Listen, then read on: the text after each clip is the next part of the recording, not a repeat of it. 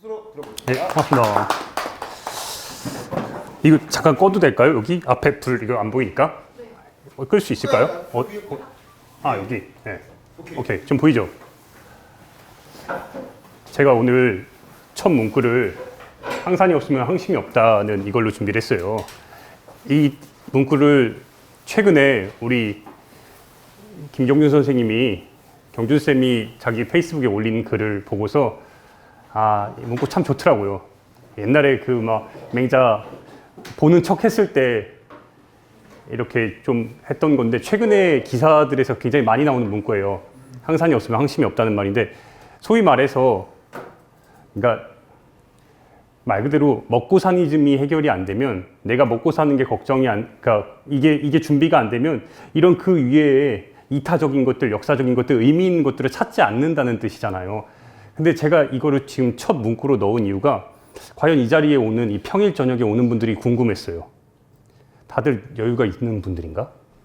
여유가 있어서 이 자리에 나오시는 건가?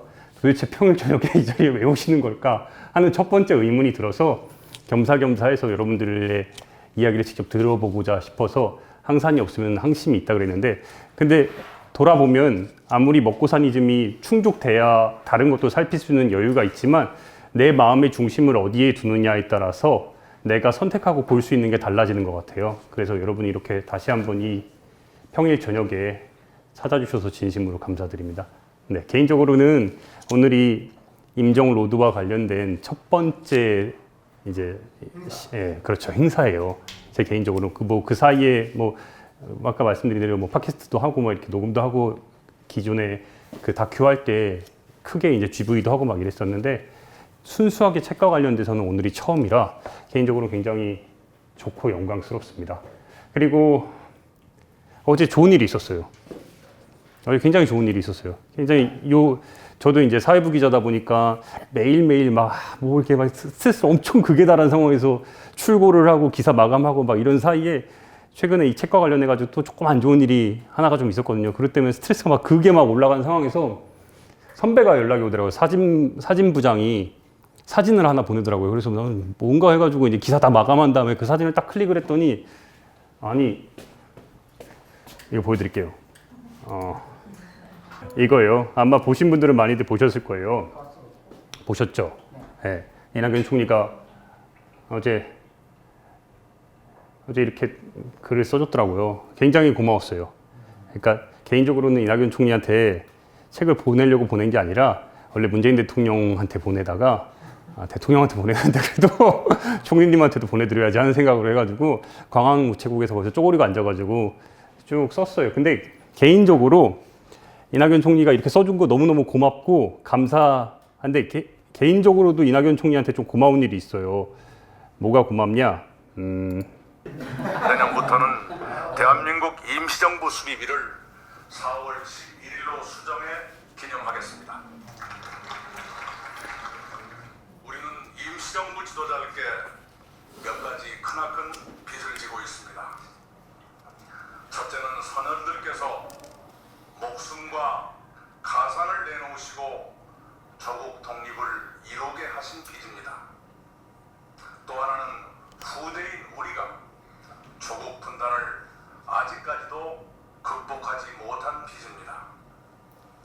일촉즉발로 대치하던 한반도에 요즘 들어 남북 대화의 기회가 겨우 열렸습니다.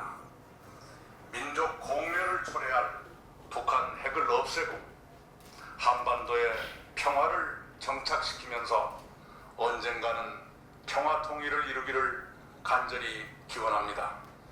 그렇게 함으로써 임시정부 지도자들께 진 빚을 일부라도 갚기를 바랍니다.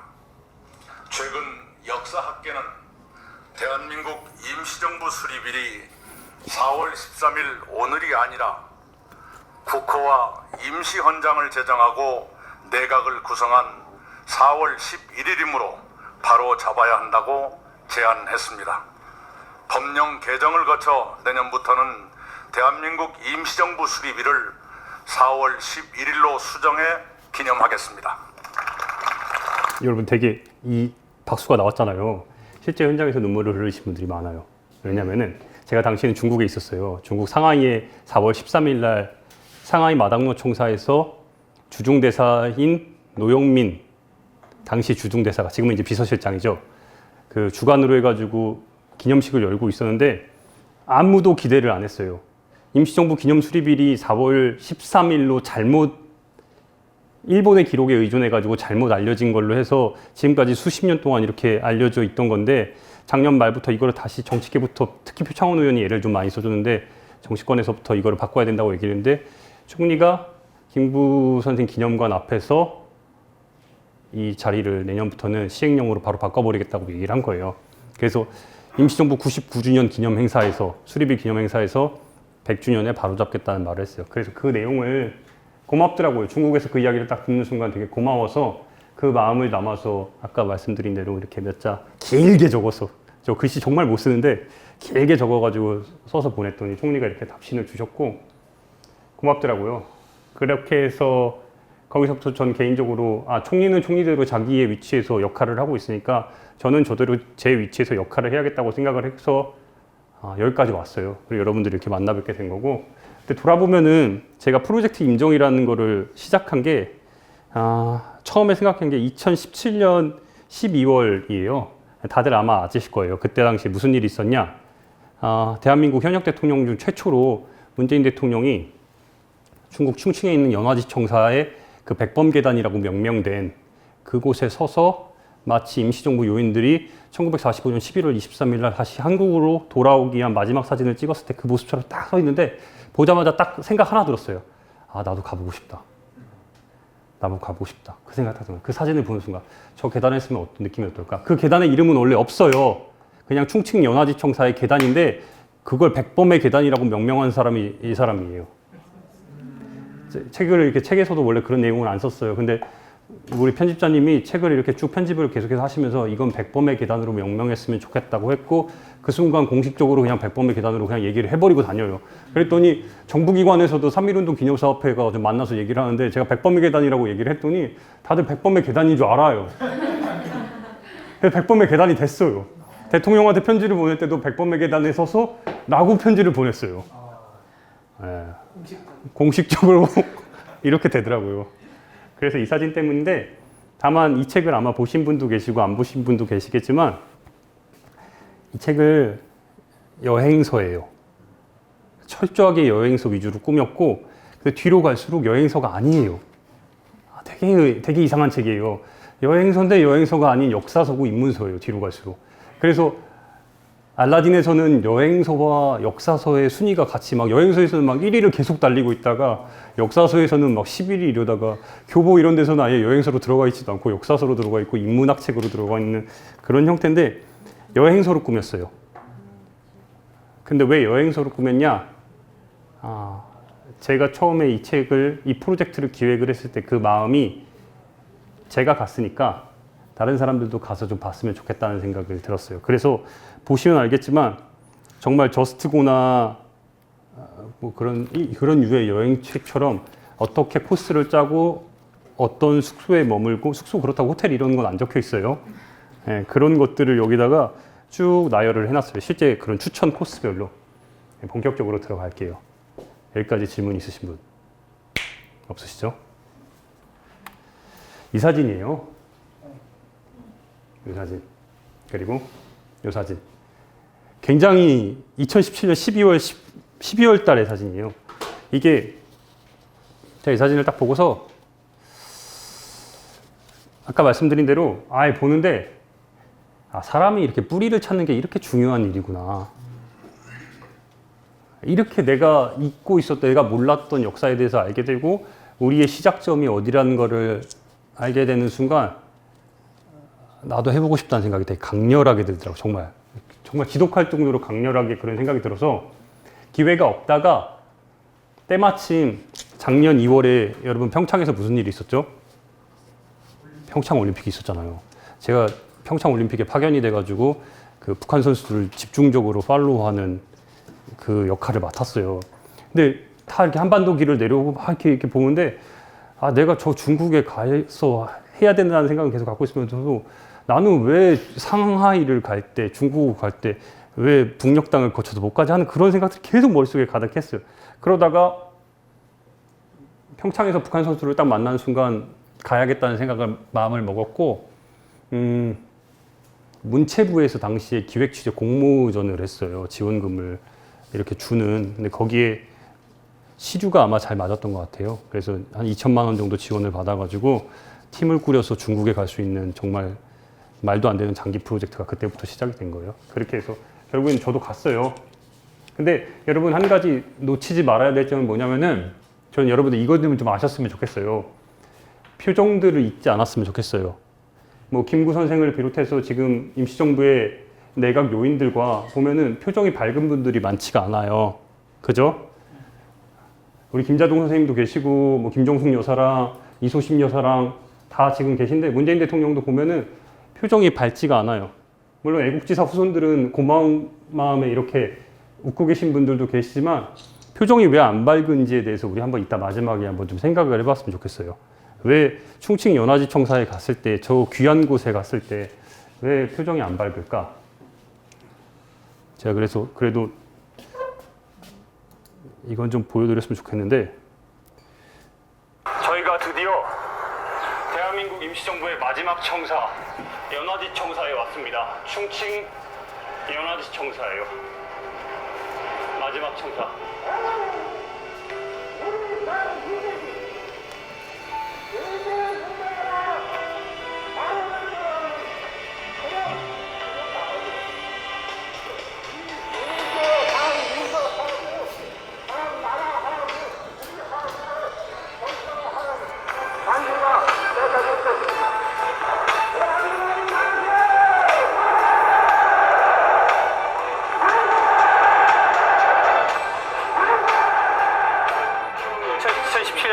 이 계단에서 내각 요인들과 함께 마치 임정 요인들처럼 사진을 찍었는데 그 모습을 보니까 다른 생각 안 들어요.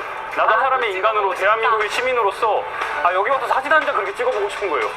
그게 출발이었어요. 그게 드디어 우리도 이 계단에 이렇게 왔습니다. 좋네요. 너무 왜곡됐어요. 태극기의 가치가 폄하되고 그리고 이거를 일부 극우 단체들이 태극기를 마치 자기들의 소유물이냐 이걸 점유했다는 것 자체가 너무 슬픈 일이었어요. 여기서 보는 태극기는 느낌이 달라요.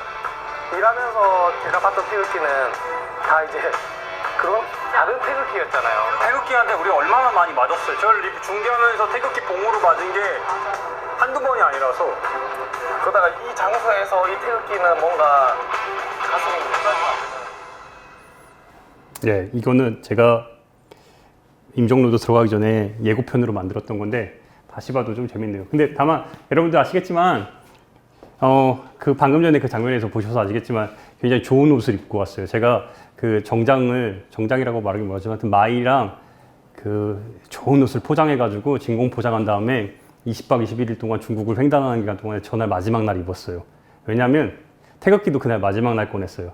좋은 곳에 가니까 좋은 옷을 입고 가서 곱게 접은 태극기를 펴고 되게 의미 있는 추억으로 인생의 장소에서 남기고 싶었어요. 그래서 2018년 7월 8일 날 제 후배들과 함께 저 계단에 서서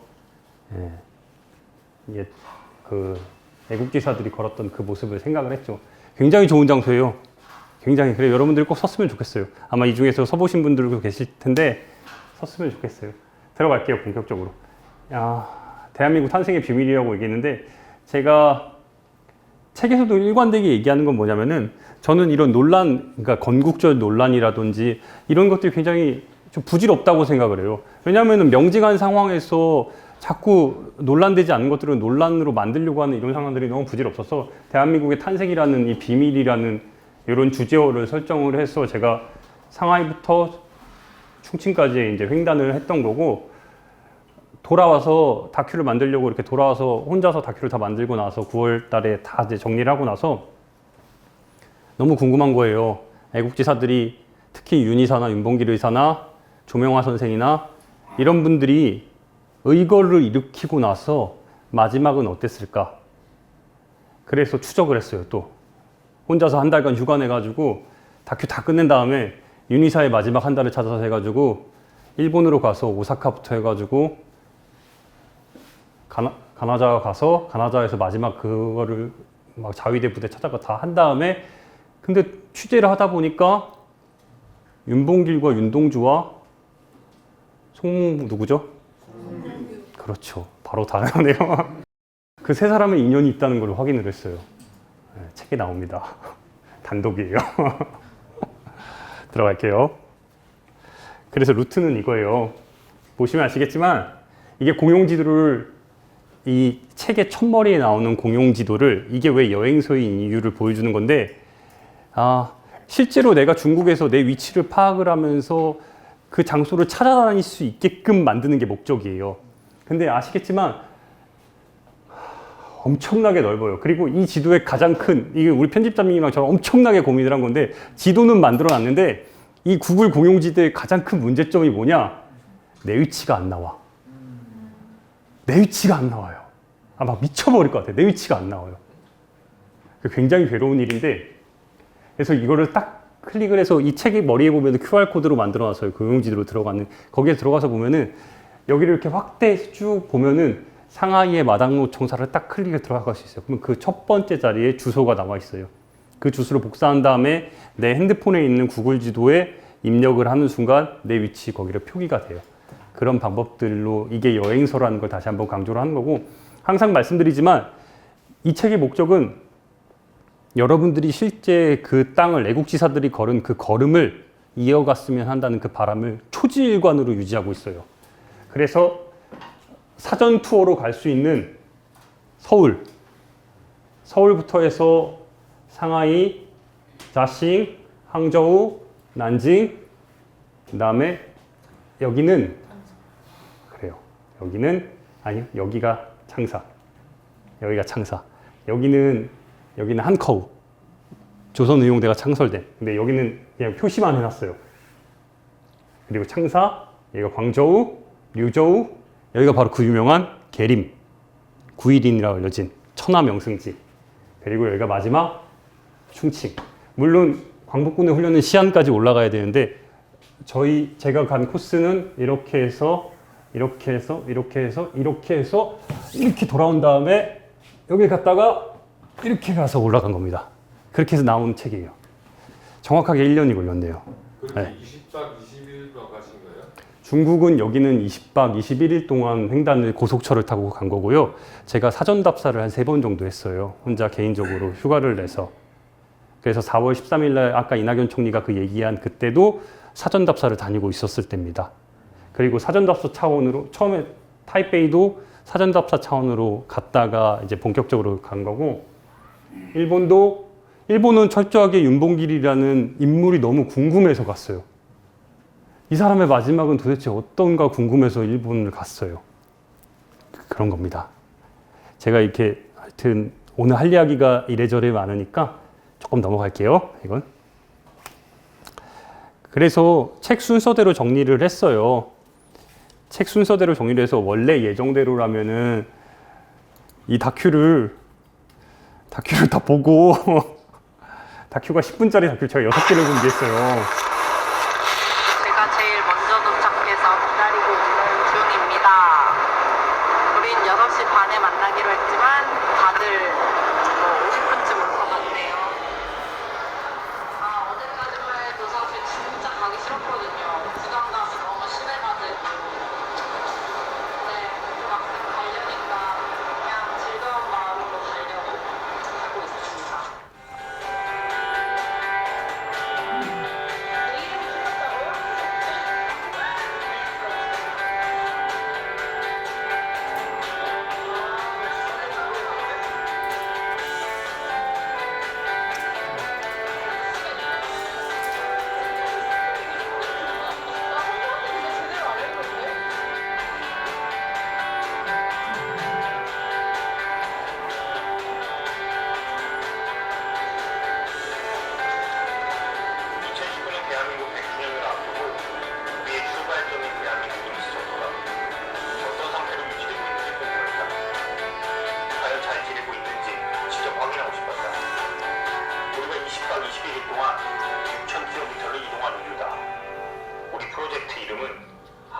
예정이다.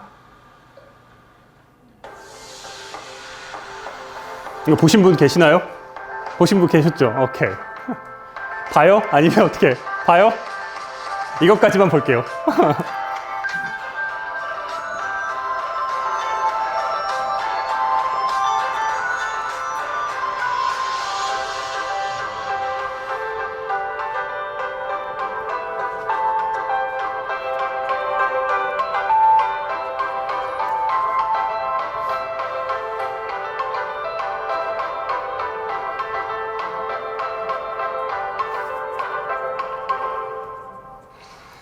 윤봉길 의사와 김구 선생이 마지막 식사를 함께했던 장소, 두 사람이 시계를 교환했던 장소.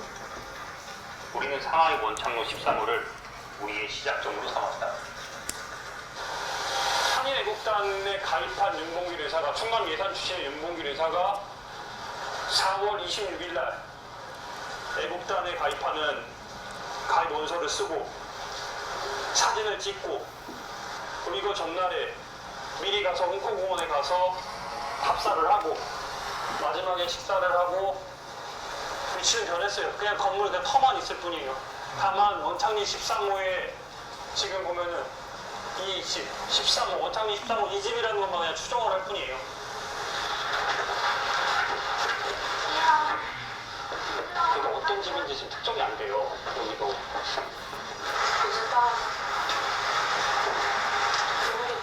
아, 오케이, 알겠습니다. 셰셰.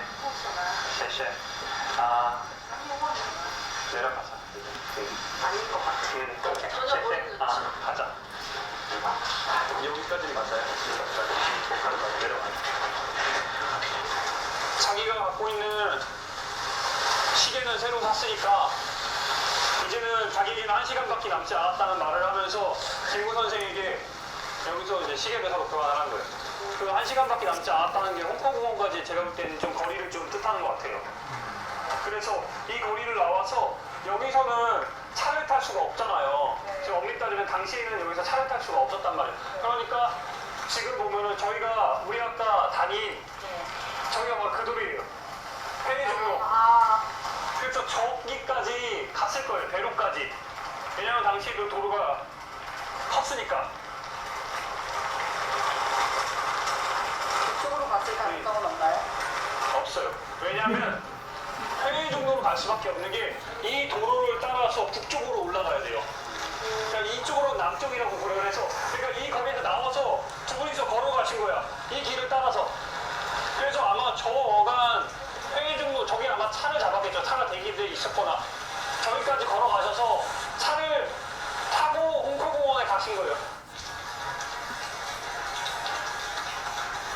1932년 4월 29일 오전 7시 원창리 13호를 출발한 25청년 윤봉길은 1시간 뒤 홍커공원에 도착한다.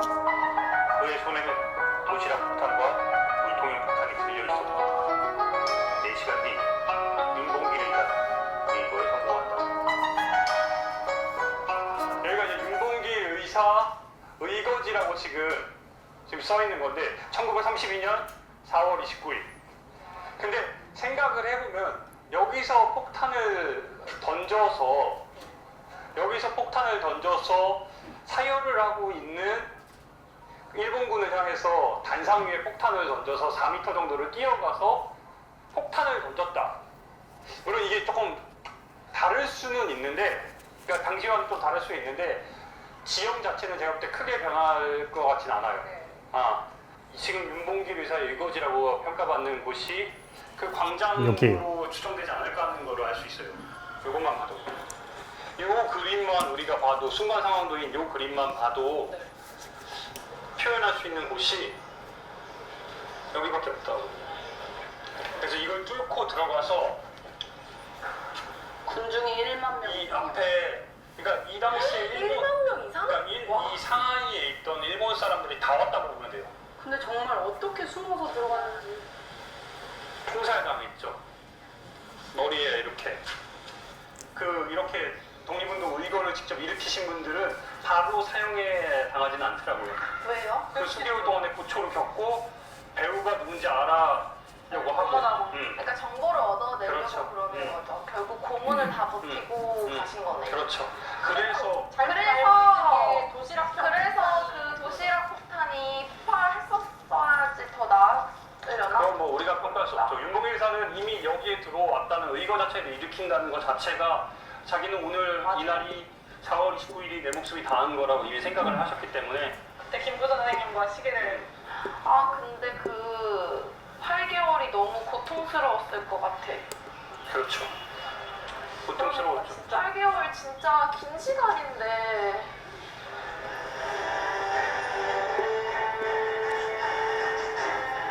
윤봉길 의사의 의거 이후 대한민국 임시 여기까지 볼까요? 그동안의 궁금하신 분들은 유튜브나 오마이뉴스에서 로드 다큐 임정 1편을 찾으면 돼요. 제일 조회수가 많이 나왔어요. 제일 개인적으로 못 만든 영상인데 1회다 보니까 제일 많이 봤어요. 근데 아무튼 출발하기 전에 저는 우리 생활 속에서 서울에서 생각보다 임시정부와 관련된 유적지들이 많다는 걸 좀 아셨으면 좋겠어요. 생각보다 굉장히 많아요. 대표적으로 세 곳을 꼽았는데 효창원이랑 식민지 역사박물관 그리고 경교장이에요. 언제든 다 걸어갈 수 있어요. 특히 효창원과 식민지 역사박물관은 걸어서 갈 수 있는 거리예요. 바로 붙어 있어요. 그래서 이걸 참 우리 지금 편집자님이랑 경주쌤이랑 그리고 이제 후배들이랑 이제 공조를 이렇게 올렸지만 참 제가 좋은 책이라고 느끼는 게 뭐냐면은 이렇게 친절해요. 여러분 실제로 이렇게 갈 수 있도록 방향을 잡아놨어요. 근데 이 지도가 굉장히 여러분들이 아셨으면 좋겠던 게 뭐냐면은 2번이 여기가 어딜까요? 이게 어디 같아요? 2번. 이게 바로 여기가 김구 선생님 기념관이에요. 그럼 여기 3번은 어딜까요?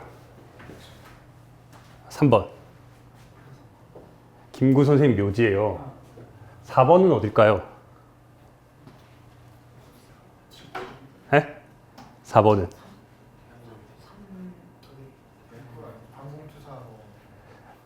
여기 잠시만요. 이 4번이 바로 여기가 바로 323묘역이에요. 5번이 어딜까요?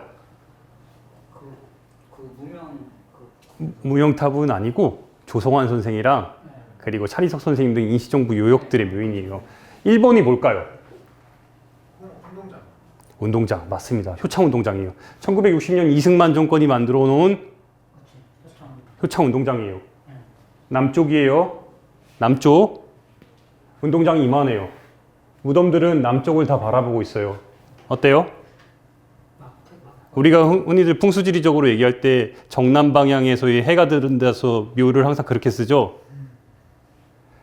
여기에 지금 표시는 안 했는데 여기에 뭐가 있는지 아세요? 단공투사 기념탑이 있어요. 박정희가 김구 선생 묘와 323묘 머리에다가 단공투사 기념탑을 만들어 놨어요. 우리가 이런 나라에서 왔어요. 저기 가서 보면은 근데 문제는 왜 김구 선생이 여기다가 묘역을 만들었을까요? 왜 김구 선생이 1946년에 가장 먼저 일본에 있던 박열 선생을 통해서 가장 먼저 한 일이 뭐예요? 1932년에 돌아가신 윤봉길 의사와 이봉창 의사와 백정기 의사의 유해를 수습해오라고 시켰어요. 그리고 나서 이 효창원에 모셨어요. 이 효창원이 원래 뭐였냐? 정조대왕의 왕가의 무덤이었어요. 근데 일본이 왕가의 무덤을 다 파헤친 다음에 여기다 골프장을 만들어 버렸어요. 이 새끼들이. 이게 다 여기가 원래 내가 있던 자리예요. 연못과 소나무가 우거지던 그런 곳이었는데 이걸 다 파버린 다음에 골프장을 만들고 그래서 김구 선생이 이건 아니다. 그래서 우리의 민족 정기를 바로 세우겠다는 이야기를 해서 324 묘역을 여기다 하고 안중근 의사의 감욕까지 만들어서 민족 정기를 바로 세우겠다고 얘기를 했는데 이제 당신께서 그렇게 돌아가실 건 상상도 못 했겠죠. 그 사이에 이제 임시정부 요인들의 묘역까지 이렇게 만들어 놓고 이제 서거하신 뒤에 당신께서 여기에 이제 묻히셨고 근데 1960년에 59년부터 공사를 하기 시작해가지고 아시아 최대 규모의 효창운동장을 여기다 박아버렸죠. 입구에다.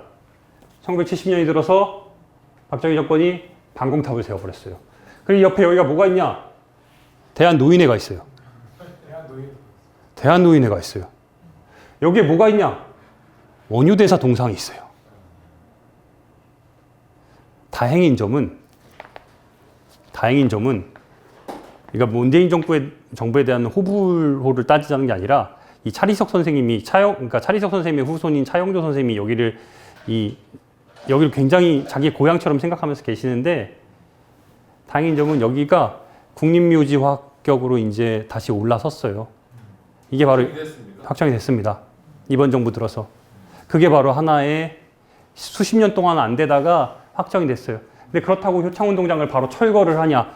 이미 너무 많은 시민들이 여기를 이용하고 있어서 당장 철거는 못해요. 근데 국립묘지화로 관리를 해야 된다고 해서 확정이 됐고, 근데 다만 여러분 지도로 보시면 아시겠지만 여기 올라가서 이렇게 보면은 특히 김구 선생 묘역이나 삼이서 묘역에 가서 이렇게 내가 정남 방향으로 서서 이렇게 바라보면은 막 우라가 치밀어요. 막 우라가 방공탑에 올라가서 바라보면은 막 화가 나요. 이 굉장히 바꿔야 될 부분인 거예요. 교창 운동장에 일본 놈들이 여기 골프장을 지었어요. 그래, 골프장을 지었어요. 네. 골프 치는 사람도 없을 텐데. 일제 시대 때 골프장을 지었습니다. 이 자리에다가 여기다. 근데 저 자리에다가 이제 이승만 정권이 이제 여기 소나무가 10만 그루 정도가 이렇게 우거진 거였는데 그걸 다 밀어버린 거예요. 왕가의 정조대왕의 이제 아들과 부인이 모셔진 곳이었죠. 근데 지금은 다행인 점은 바로 이렇게 가고 있는 과정이니까 놓치지 말아야 될 점은 뭐냐면은 여기에 이봉창 의사 생가터가 여기 있었어요. 이봉창 의사 고향이 여기 용산이에요. 이쯤 돼요. 고향이. 근데 용산구에서 얼마나 관리를 허술하게 했냐. 생가터는 여기인데 여기다 아파트 재건축한다고 여기다가 비석을 요 입구에다가 비석을 쓰레기장 옆에다가 세워놨어요. 예. 이거를 오마이뉴스 제 기사를 통해서 아무튼 예. 효과적으로 지금은 여기 없습니다. 옮겨놨어요. 근데 여러분 놓치지 말아야 될 점은 바로 이거예요. 이거 올라가는 길이 이렇게 하나인데 어디를 가도 막혀 있다는 거예요. 다행인 점은 제가 아까 말씀드린 걸어갈 수 있다고 얘기한 게 오전에 이걸 보시고 인사를 드린 다음에 여기가 지금 숙대죠. 여러분 보이시죠?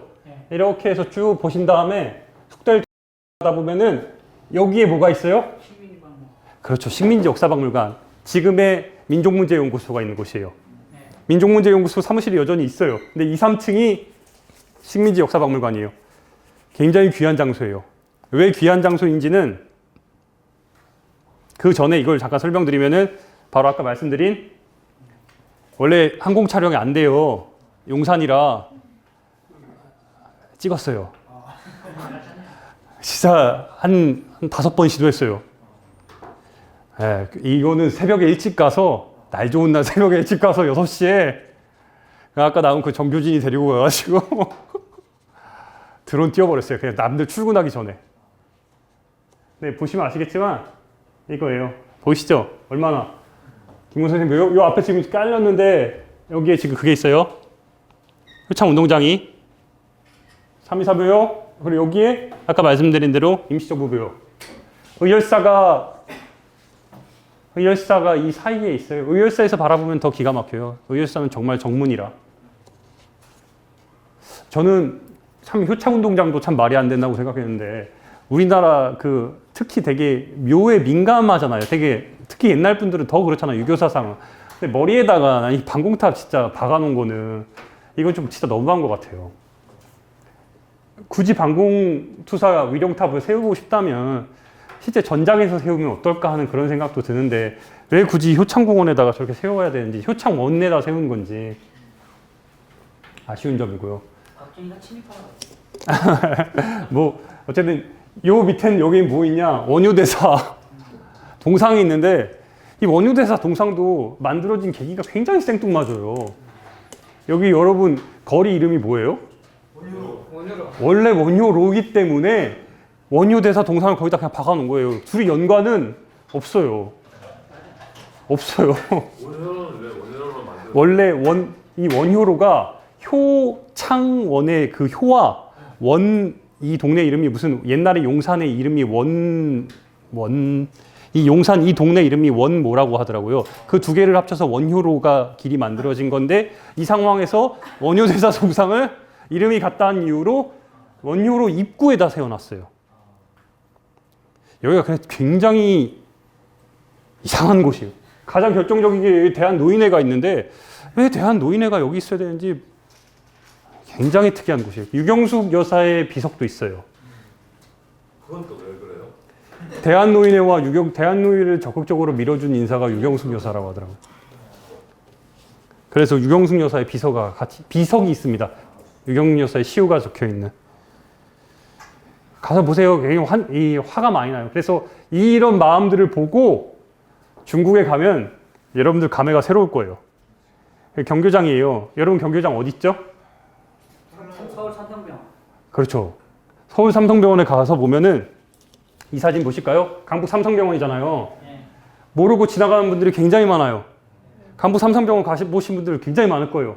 경기장이 이 입구에 있다는 거 모르는 분들 되게 많아요. 맞아요. 주차장 앞에 경교장이 이렇게 있어요.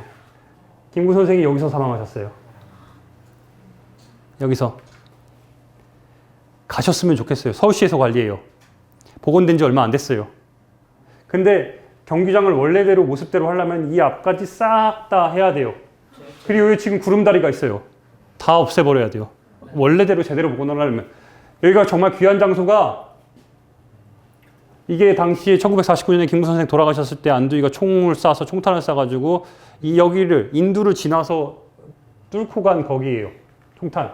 복원해놨어요. 제가 이 사진을 가서 한 3번 찍었나요? 우리 편집자님이 사진이 마음에 안 든다고 가가지고 저한테 계속 가서 찍으라고. 근데 또 이게 바로 앞에서 찍을 수가 없어요. 이렇게 못 들어가게 돼 있어가지고. 돌아가서 그 핸드폰으로 이거 되지도 않는 걸 어떻게든 찍겠다고. 이 사진도 처음에 마음에 안 든다고 가서 다시 찍으라고. 네, 이렇게 나온 책이에요. 굉장히 발로 아까 총리님이 말씀하셨죠. 발로 썼다고.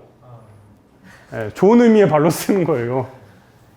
그래서 가보면 굉장히 귀한 게 지하부터 해서 2층까지의 전시실에 김구 선생의 마지막 흔적이 그대로 담겨 있어요. 그래서 떠나기 전에 우리가 이걸 보면 굉장히 좋다는 걸 알 수 있고, 제가 식민지 역사박물관은 원래 전혀 없던 거였어요. 근데 이 책을 쓰는 과정에서 정말 많이 갔어요. 몇 번을 갔는지 모를 정도로 많이 갔어요. 왜냐? 우리나라에는 오욕의 역사를 기억하잖아요. 우리나라는. 아시겠지만 우리나라가 실패한다고 한 역사는 절대 기억하지 않는데 일제시대에 관련된 전문 박물관이에요. 친일과 관련된 인물들을 싹 정리해 놨어요. 규모는 안 커요. 시민들이 만들었고 그 자금을 모아서 만든 곳이 굉장히 귀한 장소예요. 가보셨으면 좋겠어요. 다행인 점은 제가 갈 때마다 부모님들이 아이들 데리고 와서 많이들 주말을 같이 보내세요. 최근에 갔을 때까지도 원래 올 1월부터 요금을 3,000원을 받는다고 했는데 성인을 제가 지지난주에 갔을 때 안 받더라고요.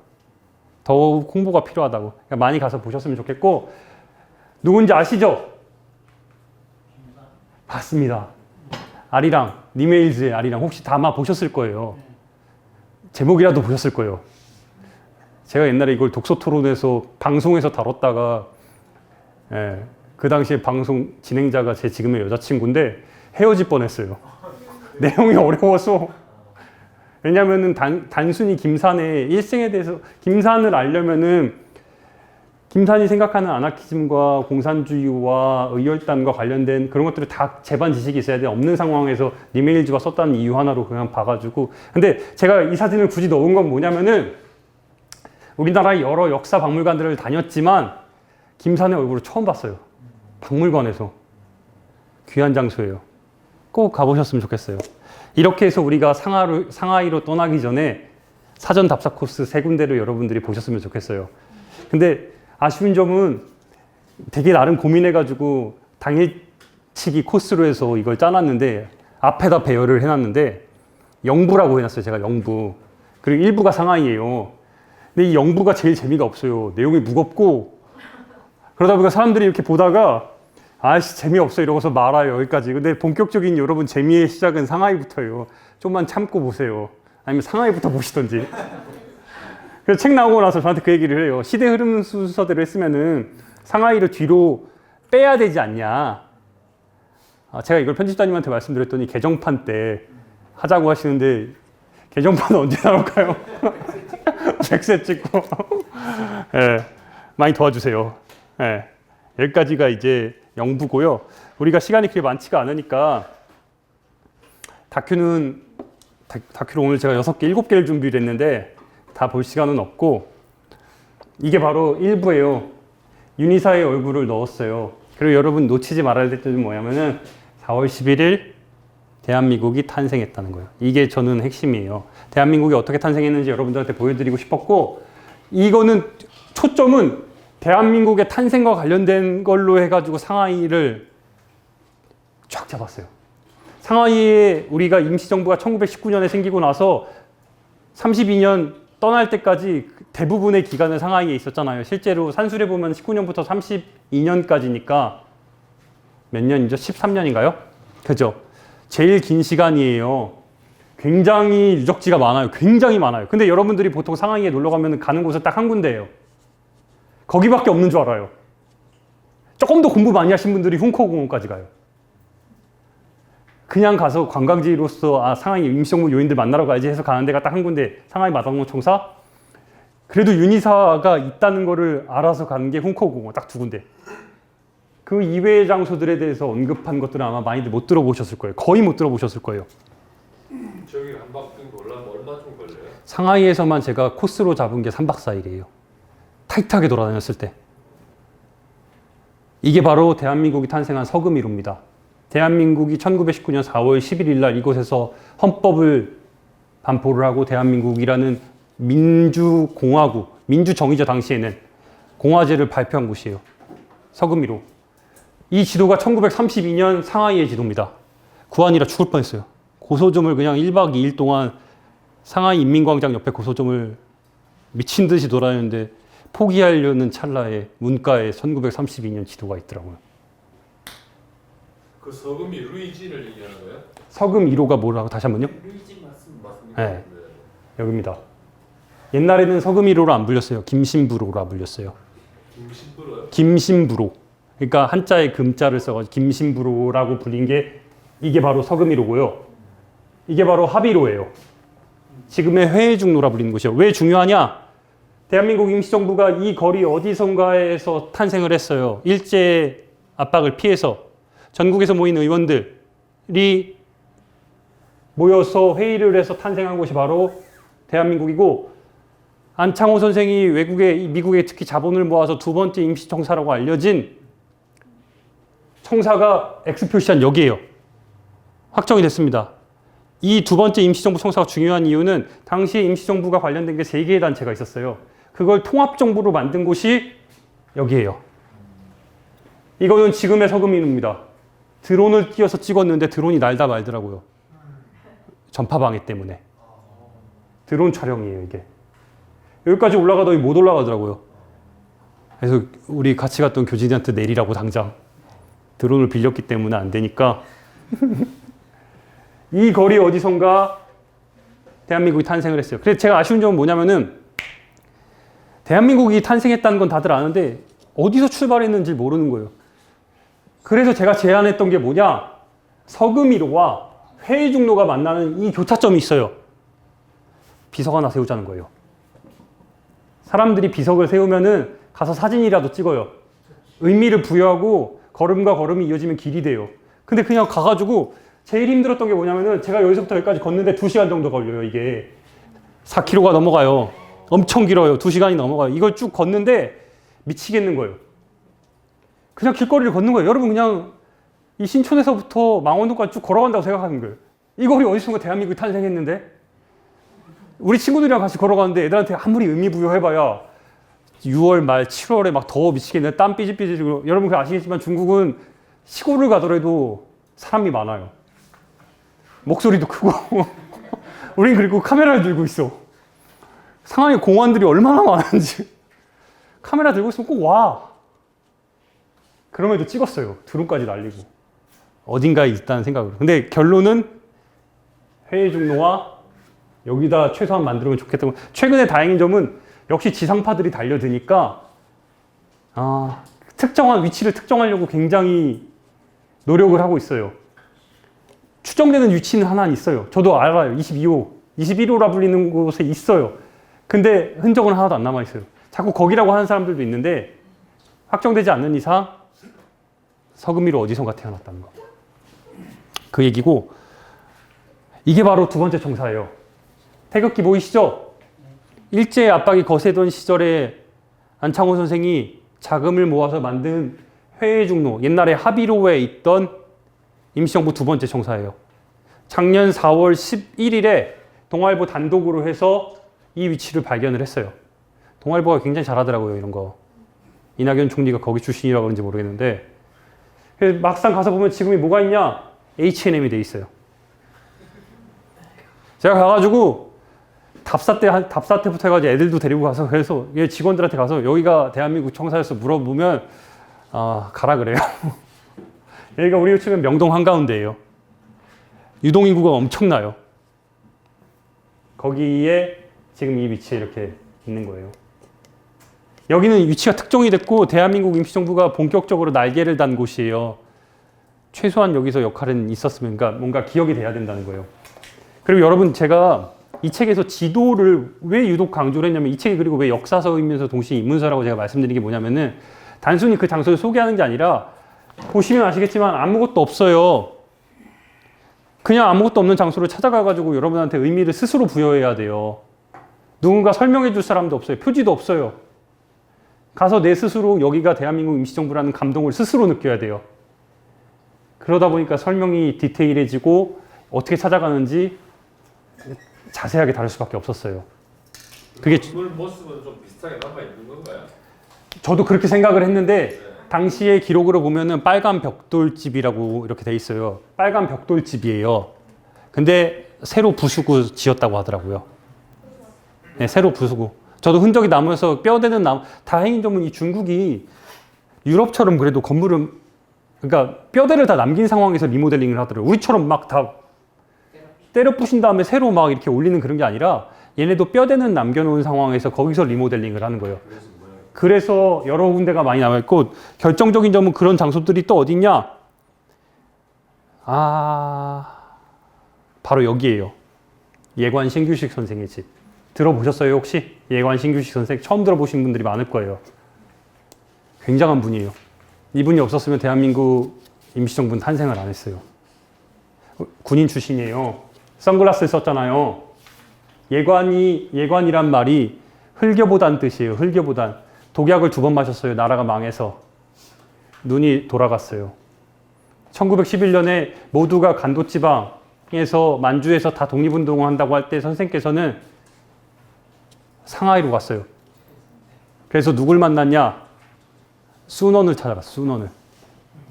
신해혁명에 참가한 유일한 한국인이에요.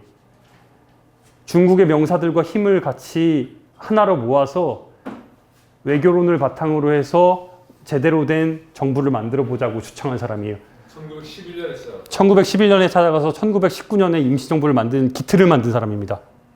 우리나라 초대 외교부 장관을 했고, 나중에 외교부 장관을 하면서 국무총리까지 하셨던 분이에요. 근데 마지막에 임시정부가 경랑에 휩싸이자 단식해서 자살하셨어요. 3번 자살 시도해서. 근데 이 집이, 선생이 살았던 집이 남아 있어요. 여기가 선생이 살았던 요 집이고 창문이고, 진독수 선생이란 분이 있어요. 중국 문화혁명의 아버지예요.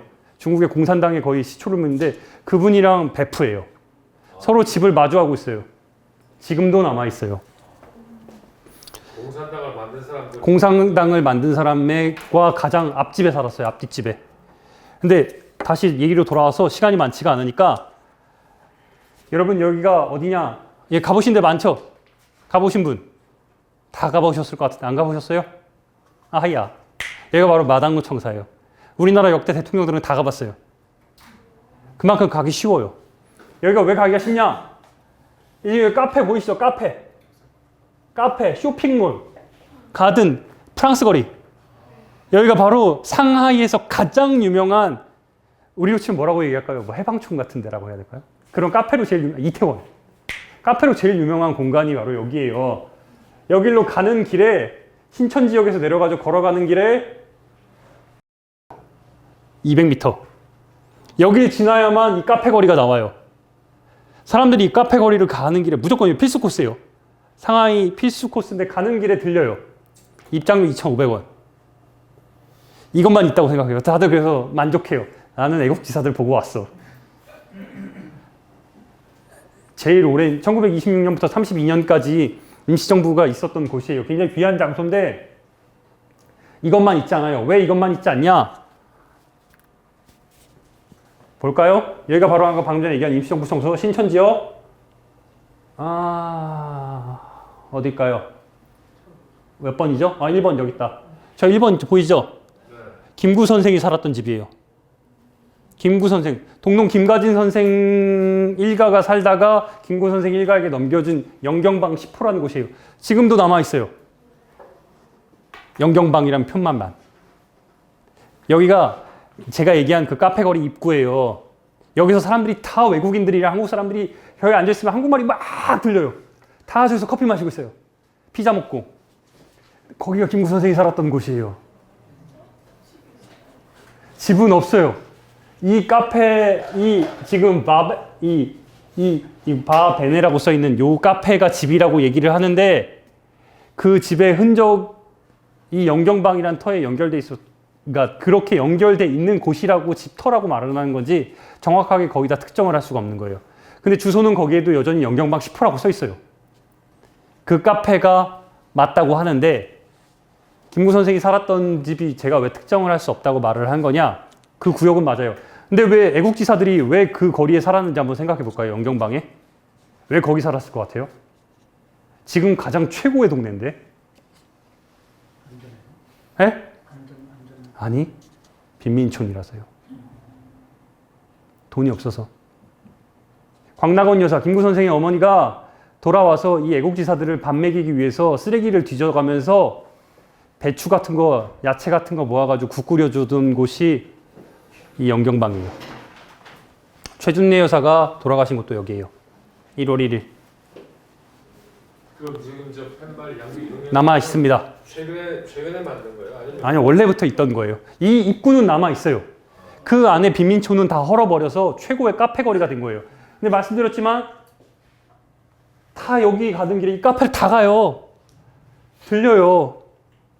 그리고 제가 말씀드린 이제 말씀드릴 신규식 선생 집, 그리고 아까 영상에서 봤던 원창리 13동 다 걸어서 갈 수 있는 20분 거리예요.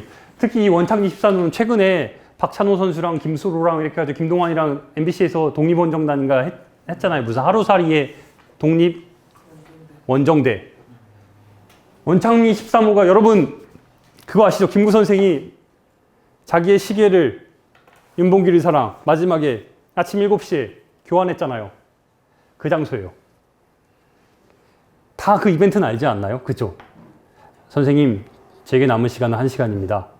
하면서 그 1시간이 홍코공원까지 제가 택시 타고 가는 거리예요. 네, 딱 그거예요.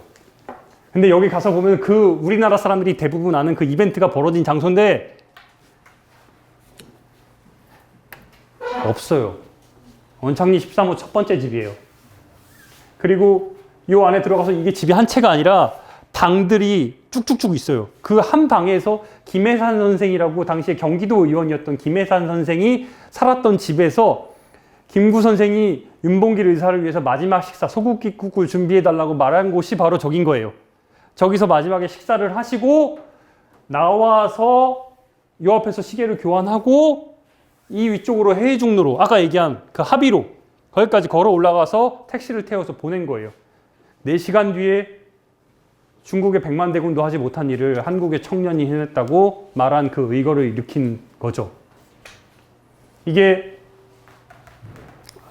거사 3일 전, 4일 전 사진. 한인애국당 가입했을 당시에 2번 찍었어요. 사진이 이틀에 걸쳐서 찍었어요. 처음에 사진이 그래서 표정이 굉장히 경직돼 있다가 두 번째 찍을 때는 좀 초탈하고 마음의 여유도 좀 생기고. 그리고 여러분들 다 아시겠지만 홍커공원에서 터트린 폭탄은 물통형 폭탄이죠. 이제는 많이들 다들 상식으로 아시리라고 믿는데 도시락 폭탄 아니에요. 도시락 폭탄과 도시락형 폭탄과 물통형 폭탄을 준비를 했는데 물통형 폭탄만 터졌어요. 도시락 폭탄은 던지지 못했어요. 그리고 훈커공원이 엄청나게 커요. 엄청나게 커요. 정말. 근데 이 윤봉길 의사 의거지가 아까 말씀 주셨지만 윤의사의 의거지라고 불리는 그 매헌기념관이 이 안쪽에 구석이 요만큼에 있어요. 조금 되게 작아요. 연못 옆에. 거기서 2만 명이 모였다고 자꾸 의거지를 거기라고 표시를 해놨어요. 훈커공원 내에서 2만 명이 일본군 10,000명과 일본 시민 10,000명이 모일 수 있는 장소는 루신 동상 앞에 있는 여기밖에 없어요. 이걸 촬영을 하고 이거를 확보를 하려고 드론을 띄웠습니다. 무서워서 힘들었어요. 네, 드론을 많이 띄웠어요. 저 비석은 언제쯤 생긴 거예요? 이 비석은 중국 사람들이 세워줬어요. 중국 사람들이 윤희사의 의거를 잊지 못하는 중국 분들이 세워줬어요. 그래서 그 특정 시기는 언제인지 모르겠지만 분명한 점은 여기에 원래 이 비석이 세워진 연유가 여러 썰들이 있는데 가장 근거 있는 썰이 왜 여기 세워졌냐? 의거진 여기인지 다 알아요. 근데 왜 여기 세워졌냐? 여기에 윤희사의 의거로 인해서 사망한 그 한 사령관이 추모비가 여기 있었다는 썰이 있어요. 그래서 그걸 부셔버리고 윤희사 비석을 세웠다는 썰이 가장 유력해요. 그 썰. 예? 시라카와 대장이라고 나와요. 시라카와뿐만 아니라 당시에 사망한 사람들이 상당히 많은데 시라카와를 추모하는 비석은 맞는데 그거를 제가 왜 이름을 설명을 안 했냐? 그 추모비도 썰이기 때문에 그런 거예요. 네, 썰이기 때문에. 근데 가장 근거 있는 썰로 알려진 거예요. 근데 다만 여기서 중요한 점은 뭐냐면은 여러분 훈커공원은 윤희사의 의적지이기도 하지만 가장 중국다운 곳 중에 하나예요. 상하이에서. 굉장히 재밌어요. 정말 재밌어요. 왜 재밌냐? 중국다운 분위기가 막 들어가는 순간 할아버지들이 할머니들이랑 노래 불러요. 거기서 그 버스킹, 진짜 오래된 버스킹을 여기서 해요. 들어가자마자 입구부터. 그리고 막 태극권을 입구부터 보여줘요. 그리고 할아버지들이 다 한석봉이에요. 그 물로 이렇게 여기다가 바닥에다가 어떤 할아버지 꼭 한국 사람만 보면 이렇게 찾아와요. 혼자. 그래서 이렇게 써요. 천하영운 윤봉기를 한글로 써줘요. 한국 목소리 들리면 항상 윤희사 의거지 그 주변에 있어요. 네, 제가 답사하러 갔을 때는 뵀는데 방송 촬영하러 갈 때는 안 계시더라고요. 네. 가보셨으면 좋겠어요. 굉장히 귀한 장소예요. 그리고 놓치지 말아야 될 점은 뭐냐면은 여러분 임시정부 제가 항일운동의 양대 거두로 꼽는 분들이 바로 김원봉 장군과 김구 선생인데 김구 선생이 임시정부를 대표하는 인물이라면은 조선의용대와 우리가 알고 있는 의열단을 대표하는 인물이 김원봉 장군이잖아요. 근데 김원봉 장군의 유적지들은 다 어디에 있냐? 물론 밀양이 고향이죠.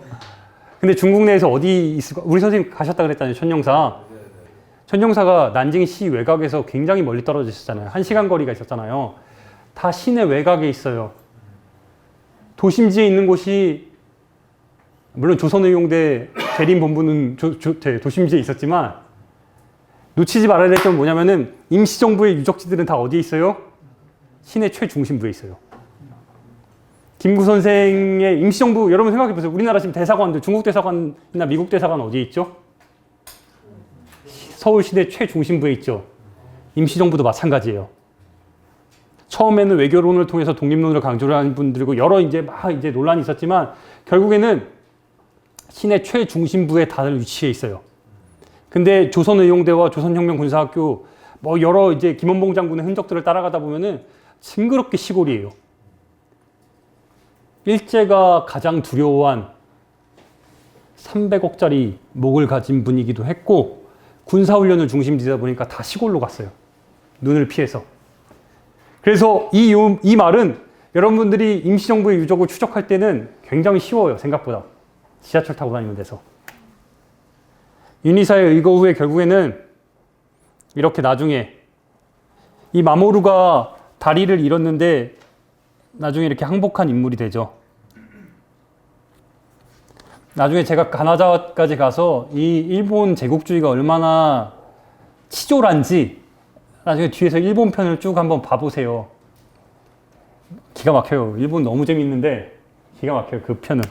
시간이 제가 9시까지만 할게요. 9시까지만. 근데 여러분 이거 밀정의 마지막 장면이죠. 보셨죠? 영화 밀정. 마지막에 송강호가 황홀경보로 나온 송강호가 김익상 의사에게, 김익상이란 말은 안 나와요. 마지막 조선 청년에게 폭탄을, 숨겨놓았던 폭탄을 주죠. 폭탄을 주죠. 여기서 굉장한 오류가 발견이 돼요. 그래요. 뭐 줬을 수도 있죠. 실제로 주진 않았지만 줬을 수도 있어요. 시대적으로 일단 다른데 줬을 수도 있는데 어떤 오류냐? 여러분, 김익상 의사가 폭탄을 받고 이 마지막 장면에서 자전거를 타고 김익상 의사가 가가지고 폭탄을 던지고 나오는 장면이 밀정의 마지막이에요. 아시겠지만. 근데 그 당시에 그 건물이 여러분 기억하세요? 그 건물? 영화 속에서 나온 그 건물? 광화문에 있던 옛날에 93년도인가 94년도에 김영삼 정권 때 없애버린 조선총독부 건물 기억하세요 혹시? 사진도 기억하시죠? 그 건물로 나와요. 근데 그 건물일까요? 김익상 의사가 폭탄을 던진 곳은 어디일까요? 조선총독부 건물 맞아요. 근데 거기 있었을까요? 조선총독부가? 아니요. 남산에 있었어요. 남산에 있는 곳에서 남산에 있다가 문화 통치기가 접어들면서 광화문으로 옮긴 거예요. 지금도 남산에 조선총독부 터가 있습니다. 애니메이션 무슨 센터인가요? 리라 초등학교 옆에 거기에요. 거기다 폭탄을 던진 거예요. 김익상 의사가. 김익상 의사가 정말 대단한 사람인 게 여러분 김익상 의사가 얼마나 멋있는 인물인지 제가 김익상 의사와 관련돼서 할 얘기가 너무너무 많지만 김익상 의사와 관련해서 이것만 놓치지 않았으면 좋겠어요. 어디예요? 상하이에 가면 반드시 들리는 두 곳 중에 하나. 신천지와 바로 와이탄이에요. 너무너무 유명하죠. 와이탄 1번 건물부터 해가지고 20몇 번까지의 상하이를 상징하는 당시 국제도시를 상징하는 곳이에요. 이 가운데 황소상이 있죠. 여기서 다 사람들이 거기서 사진 찍어요. 그 바로 위가 어디냐? 김익상 의사의 의거지예요. 아마 모르셨을 거예요. 김익상 의사도 아마 처음 듣는 분들이 많을 텐데 정말 멋있는 분이에요. 정말 멋있는 분이라는 게 그 아까 조선총독부 건물을 폭파시키기 위해서 상하이에 계시던 분이 당시 북경이었구나. 북경에 계신 분이 이 당시 동료들에게 얘기해요. 마치 관우처럼 술이 식기 전에 적의 목을 따오겠다고 말씀하신 그 관우처럼 일주일 내로 돌아오겠다. 정말 일주일 내로 돌아와요. 폭탄 던지고 나서. 전기 배관공으로 이렇게 돌아오고 나서 두 번째 이거를 오성윤과 같이 하다가 결국에는 폭탄이 안 터져요. 오발 사고도 나고. 여기서 이거를 필리핀에서 넘어오던 일본 상해군 사령관에게 이거를 일으키는데 실패하고 도망을 치다가 잡혀간 곳이 일본의 이 와이탄 북쪽에 있는 여기에 있는 일본 옛날의 외교부 건물이에요. 여기 잡혀 있다가 한국으로 압송돼가지고 결국에는 20년 살다가 사망하세요. 나오자마자. 근데 그 장소가 남아있어요. 여기가 지금 앞쪽이 중국 군인들이 살아요. 군인들의 그 경비초소예요. 앞쪽으로는 못 들어가요. 뒤로 들어가서 이거 찍겠다고. 여러분 참 이거 참 가짜나 보이는 사진이지만 이 사진을 찍기 위해서. 근데 놓치지 말아야 될 점은 바로 이 지점이에요.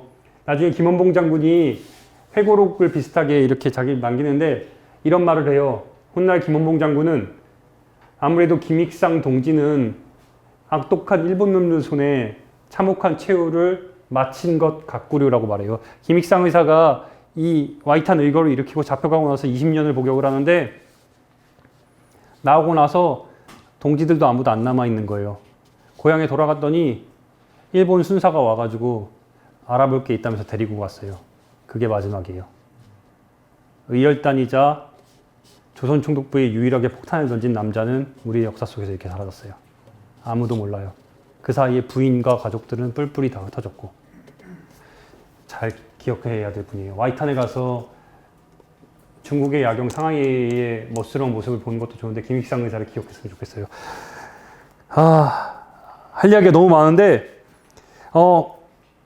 놓치지 말아야 될 점은 1932년 4월에 윤희사가 의거를 일으키고 나서 우리나라 임시정부 청사가 원래 어디 있었냐? 김구 선생이 부인이 죽었는데 최준리 여사가 돌아가셨는데 마지막을 지키지 못했어요. 왜 지키지 못했을까요? 도망 다니기도 했고 자기 그 구역을 벗어나지 못했어요. 당시에 상하이를 보면 제가 조금만 설명을 해드리면 지도 색깔이 다르죠? 조개가 맞습니다. 공공조개라 불려가지고 일본의 관할 영역이었어요. 여기서 홍커공원은 어딨냐? 저 안 보이네요. 저 위에. 이게 인민광장. 지금 밑에를 보면 여기가 어디예요? 불란서 조개예요. 프랑스 조개예요. 그래서 임시정부가 12번으로 옮겨요. 마당노 총사가 12번째 청사예요. 계속 옮겨요. 여기 합의로에서만 3번으로 옮겨요. 계속 옮겨요. 계속 옮기는데 도망 다닌 거예요. 집세도 못 난 이유가 첫 번째고 일제의 눈을 피해서 도망 다닌 게 두 번째예요. 최순리 여사가 영경방에 계시다가 낙상사고를 일으켜서 돌아가시는데 그 마지막을 지켜야 되는데 병원이 어딨냐? 홍구병원에 머무셨어요. 저 위에. 갈 수가 없는 게 자기 부인이 죽어가는데. 일본 조개였던데. 일본 조개로. 병원이 거기 있다 보니까. 정정화 여사가 자기 장강일기에 써놓죠. 마지막을 지키지 못한 그 김구 선생의 모습에 대해서. 그런 곳이에요. 근데 바로 이 지점, 이 임시정부가 이렇게 오갔다는 거를 보여드린 거고 마당노 청사가 지금 여기가 첫 번째 청사가 여기 있었다면 두 번째 청사가 여기였고 12번째 마당노 청사가 어딨냐? 이쯤이에요. 이쯤. 지하철로 지금으로 치면 2정거장이거든요. 걸어서 20분 거리예요. 제 말은 뭐냐면은 다 걸어 다닐 수 있어요. 지금 제 책에다 넣은 얘기도 있잖아요. 웬만한 거리들은 다 걸어 다닐 수 있어요. 마음 먹으면. 다 걸어 다니죠. 신규식 선생의 집 한 이 정도 될까요? 편집장이 한 이 정도 되겠죠? 원창리 13호가 이 정도 된다면 신규식 선생 집은 여기에요. 아까 보여드린. 그리고 이게 이 X 표시가 두 번째 청사. 다 걸어 다닐 수 있어요. 마당노 청사가 여기 있어요. 영경방이 여기 있어요. 다 걸어 다닐 수 있어요. 다 몰려 있어요. 심지어 와이탄도. 이게 와이탄이에요. 여기가 김익상 선생의 의거지. 제 말은 조금만 관심을 기울이면 제가 그리고 상하이의 유적지들 굉장히 많은데 취사 선택했어요. 여러분 모든 것들을 다 담아낼 수가 없어서 백정기 의사의 의거지나 이런 것들은 하나도 안 넣었어요. 반드시 좀 보셨으면 좋겠다는 것들만 담았어요. 그리고 5분이 남았으니까 자식 이야기까지만 하고 잠깐 넘기면 1932년에 의거를 일으키고 나서 김구 선생의 목에 얼마가 걸렸냐? 얼마가 걸렸을 것 같아요? 당시 김원봉 장군이 320억 우리나라 돈으로 김구 선생 목에는 200억이 걸렸어요. 바로 목에 200억이 걸렸어요. 근데 여러분 한번 입장 바꿔서 생각해 봅시다. 어느 날 갑자기 이름만 알고 있는 한 남자가 200억 걸린 현상금 걸린 사람이 도움을 요청을 해요. 이러면 어떻게 할 것 같아요? 나와 이 사람의 접점은 오직 하나예요. 일본에 대항해서 함께 싸웠다. 근데 가깝지 않아요. 5년을 지켜줘요. 5년을. 주푸청 선생이. 누구요? 주푸청. 저보성 선생이라고 알려진 분인데 그 우리로 치면은 수원시장 같은 느낌이에요. 딱 거리도 상하이에서 자신까지 1시간 거리예요. 5년을 지켜줘요. 자기 아들, 양아들, 며느리까지 나서서. 그곳이 바로 여기에요. 매만가치 16. 여러분 영화 암살 보면은 김원봉 장군이 조승우가 김구 선생 만나러 가잖아요. 그 장소예요. 물론 영화에서 항저우라고 나왔지만 실제로는 자칭이에요. 제가 놓치지 말아야 될 건 끝으로 강조를 하면은 이 집이 남아 있어요. 이 집이 남아 있어요. 그대로 보존이 돼 있어요. 근데 사람들이 안 와요. 중국 사람들이 여길 지켜주고 있는데 제가 김구 선생 6월 24일 날 갔는데 개인적으로 여기를 방문한 한국인이 제 4명이거든요. 저희가 4명이서 갔는데 7번째였어요. 저희가. 앞에 3명 왔어요. 공짜예요. 십수년째, 몇십 년째 이거를 중국 사람들이 주푸청 선생의 그 일가가 이거를 지켜주고 있는데 사람들이 안 가. 나는 그래서 중국 사람들 보면서 중국 사람들 츤데레 같아. 지금 주부청 선생 후손이 저기 있습니까? 있습니다. 그 지역에서 지금 지켜주고 있어요. 이 사진은 뭐야? 이거요? 이 사진은 우리 애국지사들이 정정화 여사예요. 김자동 선생, 대한민국 임시정부 기념사업회 지금 회장님이에요. 생존해 계세요. 양아들, 진동생, 주푸청 선생의 양아들이에요. 주푸청 선생 아니구나. 어딨어? 주푸청 선생 친아들, 며느리 다 도와줘요. 우리나라 임시정부가 김구 선생을 윤봉길 의사 의거 후에 일제 압박이 그 심할 때 다 도와줘요. 이유는 없어요. 같이 일본에 싸웠다는 이유 하나. 지금까지도 지켜주고 있어요. 1위교 17호 매만가 76호 재청교월서. 한국 사람들이 안 와요. 근데 왜 안 오냐? 몰라서. 그거예요. 몰라서. 굉장히 슬퍼요. 굉장히 고마운데 몰라서 못 가요. 어떻게 알게 되셨나요? 기자님은? 김구 선생의 백범일지를 보면 나옵니다. 정정화 의사의 장강일기를 보면 나옵니다. 몰라요. 다 집에 백범일지 갖고 계실 거예요. 근데 생각해보면 그걸 처음부터 끝까지 재미있게 보신 분들은 일부가 그리고 결정적으로 재미가 없는 게 일부가 두 아들에게 그러니까 2부도 물론 그렇죠. 2부가 편지 형식이고 이렇지만 일부가 김구 선생이 김창수로 살 때 이야기예요. 재미가 없어. 2부부터 본격적으로 재밌는데 2부까지 안 봐요, 사람들이. 그 도피 이야기예요. 그리고 이게 영화 세트랑 똑같아요. 김원봉 장군이 배를 타고 와서 여기서 배를 댄 다음에 김구 선생을 만난 거예요. 그 영화에서 어이 김원봉이 말하는 곳이에요. 거기에요. 지금 그대로 다 남아있어요. 다 복원했어요. 굉장히 멋있는 곳이에요. 드론은 전파방위로 안 뜹니다. 재청별서. 이거는 우리 경준쌤 사진이에요. 제가 상하이에서 촬영을 너무 빡세게 해가지고 우리 촬영 감독이 쓰러졌어요. 자신 병원에 입원했습니다. 못 찍었어요. 근데 놓치지 말아야 될 점은 이게 바로 누구 글씨냐? 음수사원 바로 한중 우이라고 적혀 있어요. 음수사원 물을 마시면서 그 근원에 대해서 생각한다는 뜻이에요. 누구의 글씨냐? 김구 선생의 둘째 아들 김신 장군의 글씨예요. 나중에 1990년대에 우리나라가 한중 수교가 다시 되고 나서 김신 장군이 찾아가서 주푸청 선생의 일가를 찾아가서 아버지의 글씨를 새겨놔요. 그 비석이 제 정별서에 있습니다. 아버지의 글씨를 새겼다. 아버지가 말한 내용을 예. 자기 김신 장군이 이렇게 남겨놓은 겁니다. 음수사원 한중우이. 그분이 공문참모총장 했던 분입니다. 네. 아시겠지만 첫째 아드님은 충칭에서 돌아가셨기 때문에 그래서 제가 오늘은 시간이 상 여기까지 하는데 항저우 제가 여기와 관련돼서도 할 얘기가 참 많은데 이런 분들도 기억했으면 좋겠다는 거예요. 지금 제일 우측에 김철 장군, 송병조 선생, 차리석 선생님이에요. 모두가 김구와 김원봉에 대해서 주목할 때 그리고 도피 생활을 이어갈 때 누군가는 임시정부를 지키고 있었어요. 그분들이 바로 이런 사람들이에요. 효청원에 모신 분들. 지금 차리석 선생을. 지금 차리 선생님 아드님이 차영조 선생님이 이제 이 칠선이를 모시고 계시죠. 난징 정말 하고 싶은 얘기가 많아요.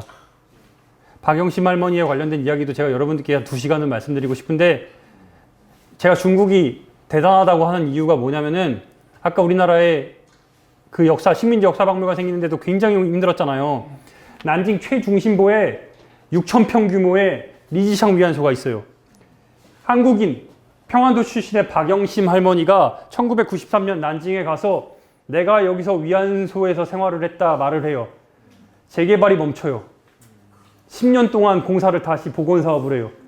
난징 최중심부, 김구 선생이 머물렀던, 김구 선생이 장개석과 회담을 하기 위해 머물렀던 중앙반점에서 불과 200m 거리, 여기가 전부 다 리지상 위안소예요. 6,000평이라고요? 6,000평. 그렇게나 큰가요? 그렇게나 큽니다. 10개예요. 지금 보시면 제가 서글픈 건 바로 이거예요. 중국은 오욕의 역사를 무료로 완벽한 고증을 거쳐서 시민들에게 강제로 보게 해요. 굉장히 경건한 장소예요. 박 할머니가 가서 1993년도에 현장에 가서 박영심 할머니가 내가 있었던 곳은 여기라고 증언을 하고 나서 모든 게 멈췄어요. 그리고 세워진 게 리지상 위안소입니다.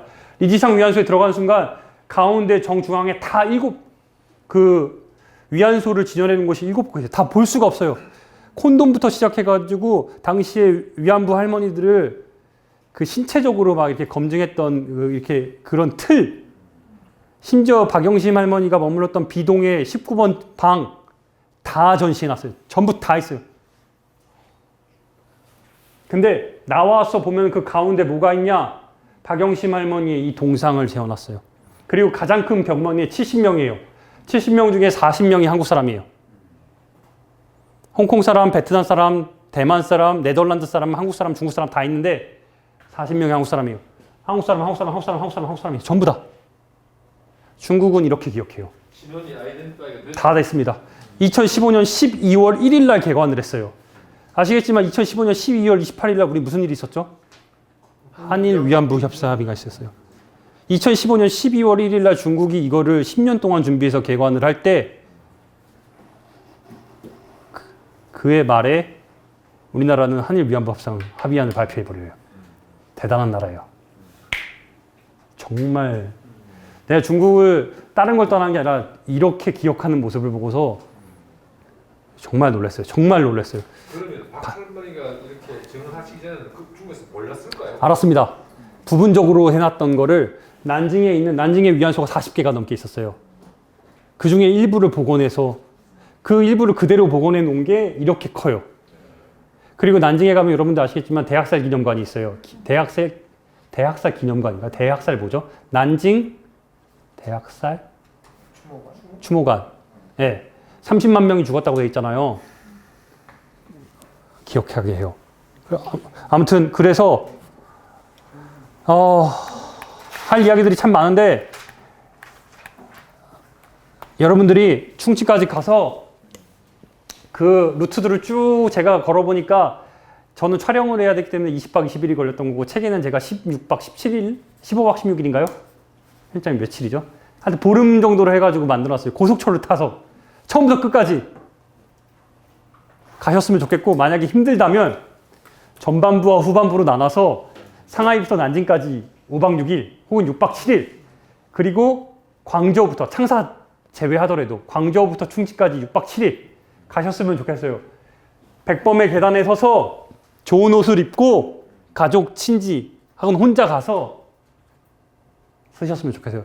상하이 청사를 제외한 나머지 청사들은 중국은 국가역사박물관은 전부 다 공짜예요.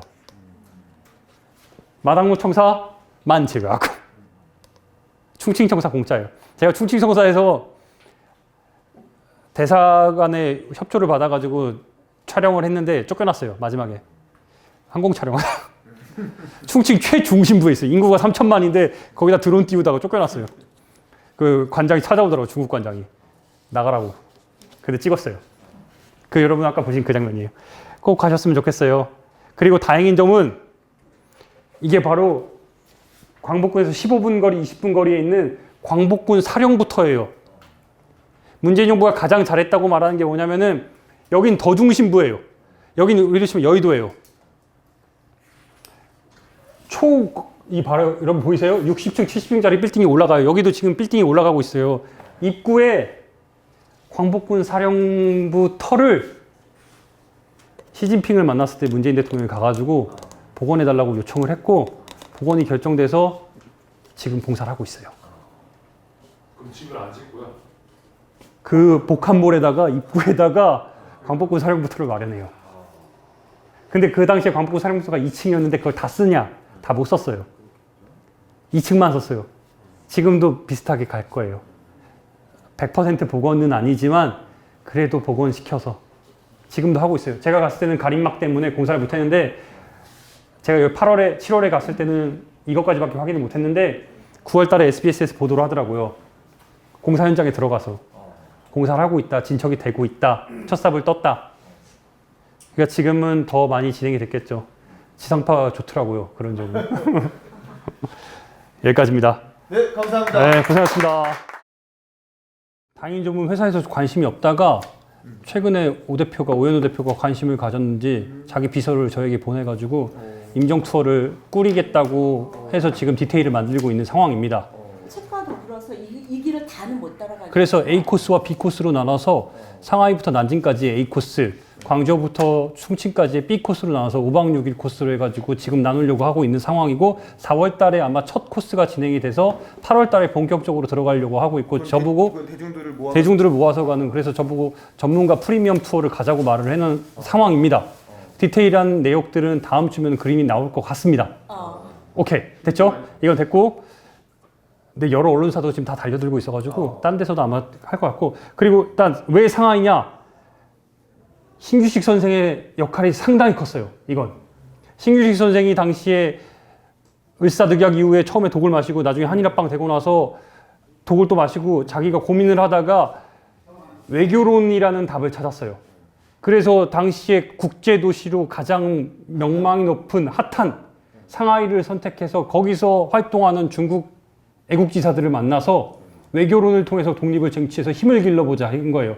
그래서 박은식 선생을 비롯해서 애국지사들이 모여들기 시작했고 터전이 잡힘으로써 상하이의 민족 지도자들이 모이기 시작한 겁니다.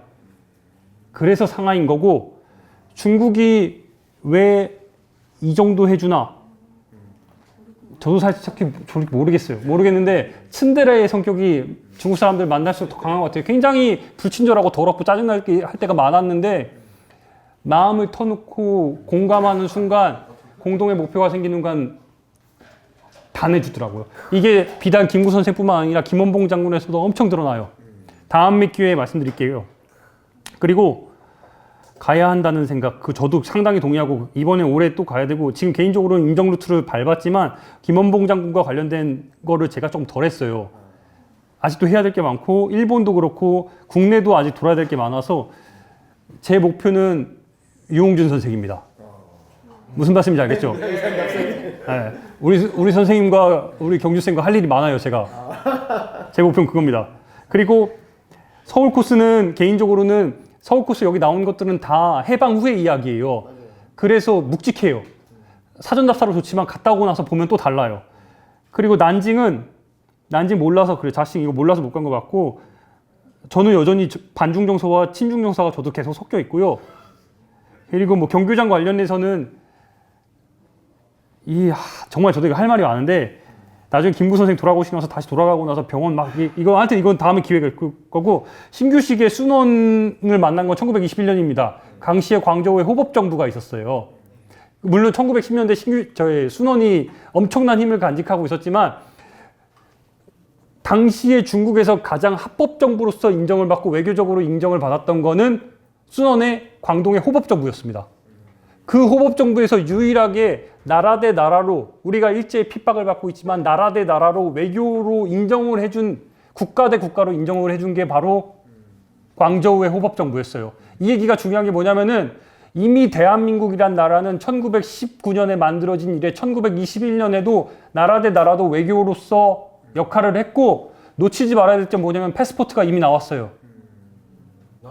남아 있습니다. 1940년대 나온 패스포트도 다 남아 있어요. 외교부 거기 충칭 총사에도 있어요. 나라로서 역할을 해왔다는 거예요. 1945년에 정부가 수립된 건 맞지만 대한민국은 1919년 4월 11일 날 만들어져서 통합정부를 거쳐서 이어져 왔다는 겁니다. 됐죠? 그리고 애석한 점은 뭐냐면은 여러 애국지사들의 폭탄이 불발이 됐어요. 그래서 김원봉 장군도 홍가르인 마자르를 통해서 어떻게든 만들어 보려고 노력을 했어요. 영화에서처럼. 근데 가장 애석한 건 뭐냐, 이봉창 의사건도 불발이 됐고 이봉창 의사건은 터졌는데 화력이 약했던 거죠. 근데 김지석 선생이라고 있어요. 일왕을 폭사시키겠다고 도쿄에 가가지고 거기다 다리에다 던진 분. 그 일본까지 가기까지 막 석탄배에 실어가지고 문자면은 화력 시험 때는 다 통과돼요. 근데 이동하고 가져가는 과정 속에서 눅눅해지는 거예요. 버티니까. 그러니까 안 터지는 거예요. 그게 우리의 바로 애석한 현실이었던 거예요. 왜 영화에서 보면은 폭탄 자꾸 실어 나르려고 하잖아요. 암살에서도 밀정에서도 그렇고 안 터져요. 애가 건조함을 유지해야 되는데 그 석탄 밑에 들어가가지고 거기서 진짜 기어가면서 눅눅한 새로 가지고도 목숨 걸고 던지는데 안 터져요. 그래서 안 터진 겁니다. 더 궁금한 거 없으시죠? 예, 여기까지 하겠습니다. 개인적으로는 제가 이 강의로는 우리 윤 선배랑 같이 제가 서초대학에서 3월 달에 강의를 하는데 그때를 목적으로 해서 4강짜리로 만들어 놓은 거예요. 이게 2시간에 할 게 아니네. 네. 지금은 제가 솔직히 10시간을 목표로 해서 이걸 만들어 놓은 강의라 전체에 지금 10분의 1도 못 보여드렸어요. 왜냐면 오늘 상황이 자신 약간 보여드린 거잖아요. 아직도 도시가 13개가 남아있어요. 할 게 너무 많아요. 그러니까 궁금하신 점은 서초대학 그리고 당장 이번 주 토요일 날도 못해요. 토요일도 4명이서 나오기 때문에 얘기는 솔직히 못하고 서초대학에서 앞으로도 우리 경준쌤 비롯해서 최대한 많이 잡아볼게요. 근데 아마 이 정도 수준에서 얘기가 많이 될 것 같은데 제가 여러분들한테 부탁드리고 싶은 건 뭐냐면은 전문가가 되는 것도 중요하지만 각자의 역할에서 대한민국 임시정부, 대한민국 탄생 100주년을 준비하시고 알렸으면 좋겠어요. 지금 다들 먹고 사는 게 바쁘다고 관심을 안 갖는데 지금이 기회예요. 제가 개인적으로 올해 목표 중에 하나는 뭐냐면은 김원봉 장군에게 훈장을 수여하는 거를 제 개인적인 목표예요. 저는 이룰 겁니다. 예, 여기까지예요. 고생하셨습니다. 감사합니다. 네.